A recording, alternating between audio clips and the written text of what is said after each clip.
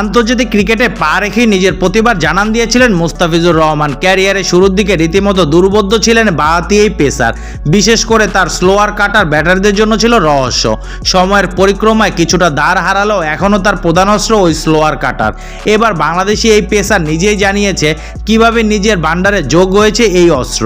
পাকিস্তানের বিপক্ষে টি-20 সিরিজ দিয়ে আন্তর্জাতিক ক্রিকেটে পথ চলা শুরু করেন মুস্তাফিজ। তবে প্রথমবার সবার নজরে আসেন ভারতের বিপক্ষে ওয়ানডে সিরিজ দিয়ে। নিজের অভিষেকেই শিকার করেন 5 উইকেট। গড়ের মাঠের এই সিরিজে প্রথম 2 ম্যাচে 11 উইকেট নিয়ে গড়েন রেকর্ডও, যেখানে বেশিরভাগ সময় তার স্লোয়ার কাটারে বোকা বানিয়েছেন ব্যাটারদের। অনভিজ্ঞ এক তরুণ পেসারের এমন দক্ষতায় মুগ্ধ হয়েছিল ক্রিকেট বিশ্ব। অবশ্য মুস্তাফিজ নিজেও জানালেন কাটার তার স্ট্রোক ডেলিভারি, এটি প্রকৃত থেকে পেয়েছে এই বাঁহাতি পেসার। তবে স্লোয়ারের সঙ্গে কাটার করা শিখেছে জাতীয় দলের নেট বোলার হিসেবে বল করতে এসে।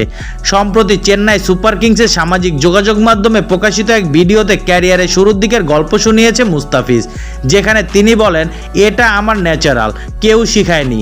এক সময় আমি জাতীয় দলের নেটে বোলিং করছিলাম, তখন বিজয় ভাই আমাকে বলল, তুই কি স্লোয়ার মারতে পারিস না? তখন আমি খুব জোরে বোলিং করতাম। এটা শোনার পর আমি স্লোয়ার করার চেষ্টা করি, তখন দেখলাম ভালোই বল ঘুরছে, সেখান থেকে আমার স্লোয়ার কাটার করা।